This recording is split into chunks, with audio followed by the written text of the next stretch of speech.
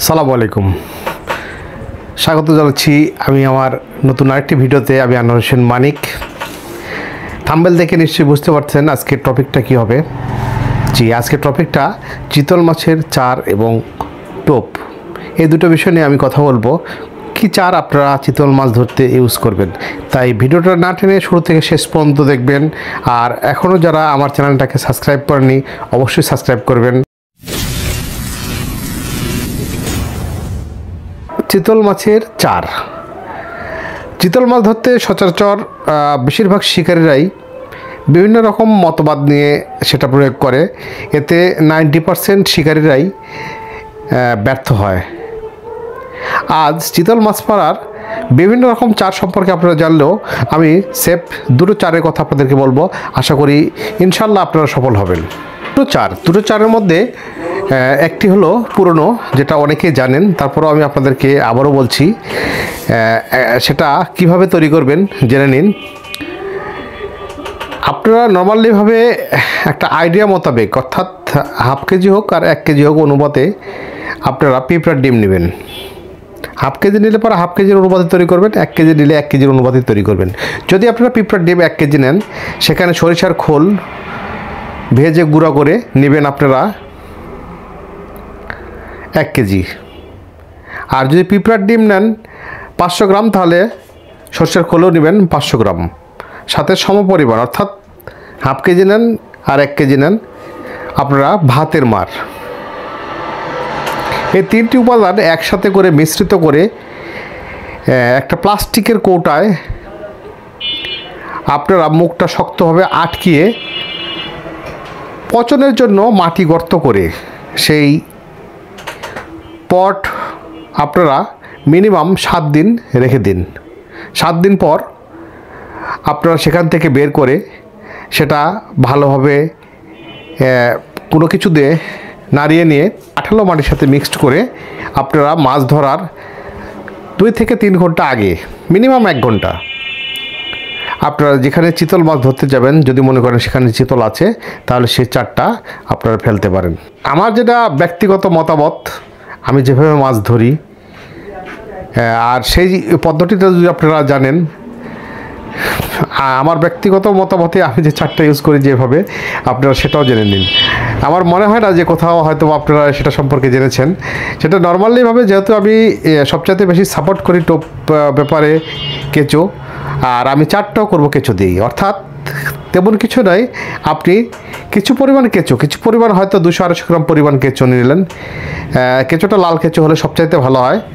সেই কেঁচোটা 2 থেকে 3টা করে ফাল্টা করবেন, অর্থাৎ ফাল্টা বলতে ভাগ করে নেবেন। একটা কেঁচো সাপোজ 4 ইঞ্চি কি 6 ইঞ্চি লম্বা, সেক্ষেত্রে 2 ইঞ্চি করে আপনার 3 ভাগ করে নেবেন। অর্থাৎ কেটে কেটে নিয়ে সে আঠালো মাটির সাথেই সেই কেঁচোগুলো মিক্সড করে দলা করবেন, বলাকৃতির করেন আর চ্যাপ্টাকৃতির করেন, করে যেখানে মাছ ধরতে যাবেন ঠিক একই রকম 2 থেকে 3 ঘন্টা আগে সেখানে ফেলে রেখে আসুন, যদি সেখানে চিতল মাছ থাকে।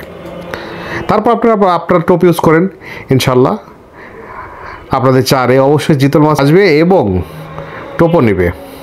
যা হোক, আপনারা নিশ্চয়ই জেনে গেছেন আমি দু রকমের চার সম্পর্কে কথা বললাম। 2 রকমের মধ্যে আমার পার্সোনালটাও আমি বললাম, আর সবচেয়ে পুরনো পদ্ধতি যেটা অনেকে জানেন সেটাও আমি বললাম। এবার আসি প্রসঙ্গত টোপ নিয়ে। চিতল মাছের টোপ এক একজনের মতামতে এক এক রকম আসে। আমি জানি না তারা আসলে সেভাবে কি মাছ পায় কি পায় না।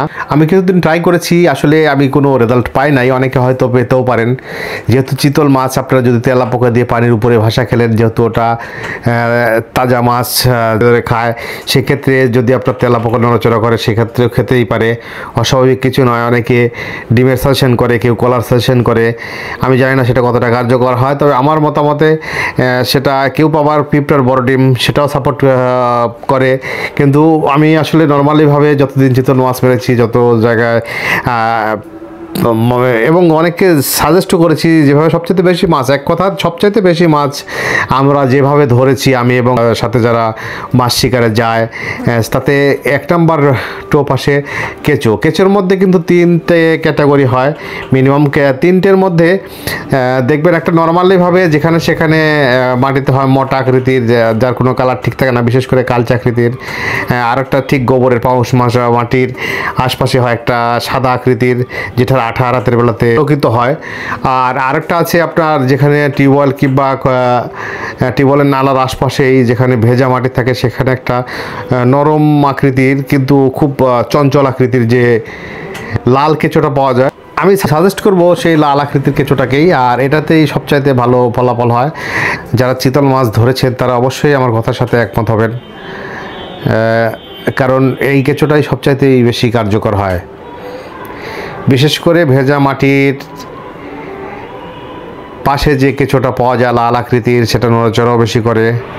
সেটা কিন্তু কিছুগুলো হয় খুবই চিকন, আর কিছুগুলো হয় কিন্তু অনেকটাই মোটা। সেই মোটাটাই আপনারা নেবেন, আর এটাই কিন্তু আপনাদের সবচাইতে ভালো ফলাফল দেবে। হুক হিসেবে কি বলবো, আর হুক হিসেবে আপনারা অনেকে 1 কাটা বড় কাটা ইউজ করেও মাছ পারেন। বিশেষ করে সেটার কিছুটা কারণ থাকে। চিতল মাছ যেহেতু আপনারা ডালপালা কিংবা কোনো ব্লক অথবা এবড়ো থেবড়ো জায়গা যেখানে আশ্রয়, এক কথা ভয়ভীতির সংখ্যা কম থাকে, সেরকম জায়গাতেই থাকতে পছন্দ করে।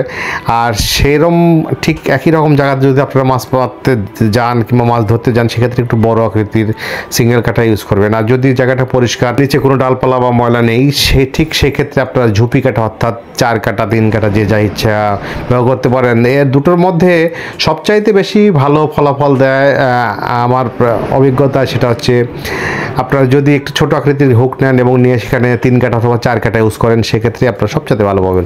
যাক বন্ধুরা, ভিডিওটা বড় করব না। আমি যে কথাগুলো বললাম এটা কোনো কাল্পনিক কিংবা কোনো কিছু নয়, এটা আবার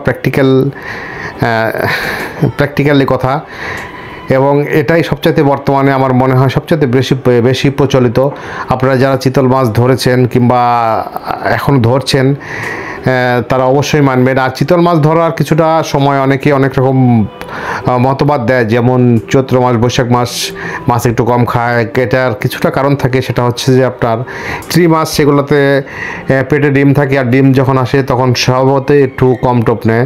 কিন্তু স্বভাবত যেগুলা স্ত্রী মাছ সেগুলো ছাড়াও তো সেখানে কিন্তু অনেক পুরুষ মাছও থাকে, সেগুলো কিন্তু ঠিক যে আপনার ঠিকই টোপ নেবে মুখে। আর যখন ডিম ছাড়া হয়ে যায়, তখন বিশেষ করে আপনার জ্যৈষ্ঠ মাস যখন আসবে, ঠিক তখন কিন্তু অনেক বেশি খাবে। আর অরিজিনাল সময় কিন্তু আরও অনেক আগে থেকে, অর্থাৎ ফাল্গুন চৈত মাস থেকে মাঘ ফাল্গুন থেকে আপনারা কিন্তু নর্মালি চিতল ধরতে পারবেন, বিশেষ করে ছোটো আকৃতির যেগুলো নদী থাকে। এরপর এই সময়টা সবচাইতে বেস্ট সময়, এই সময় নদীর পানিটা অনেক শুকিয়ে যায়। আর তার পরবর্তীতে যে সময়টার কথা আমি বললাম, চৈত বৈশাখ মাসে মাছের পেটে ডিম হয়ে যায়, সেক্ষেত্রে আপনার স্ত্রী মাছগুলো একটু কম খাবে, কিন্তু আপনার পুরুষ মাছগুলো ঠিক খাবে। জ্যৈষ্ঠ আষাঢ় মাস থেকে আবার ফুল ফেলা সবগুলো মাছই খাবে। আর বিশেষত্ব কি, যেখানে আপনারা দেখবেন যে খুব বড় আকৃতির চিতল আছে, সেই মাছগুলো কিন্তু একটু চালাক প্রকৃতির হয়। আর সেই টোপগুলো খাওয়া দেখলে আপনার মনে হতে পারে ছোটো কোনো মাছ খাচ্ছে, কিন্তু আসলে সেই মাছগুলোই খায়, কিন্তু খুব ক্রিটিক্যালি খায়। আর চিতল মাছের খাওয়ার ধরনটা তো আমি আগের একটা চিতল মাছ ধরে কৌশল সেই সম্পর্কে একটা ভিডিও দিয়েছি, আপনারা আশা করি সেটা দেখে নেবেন। যাই হোক বন্ধুরা, ভালো থাকবেন, সুস্থ থাকবেন। পরবর্তীতে দেখা হবে আবার নতুন কোনো ভিডিওতে। সে পর্যন্ত আল্লাহ হাফেজ।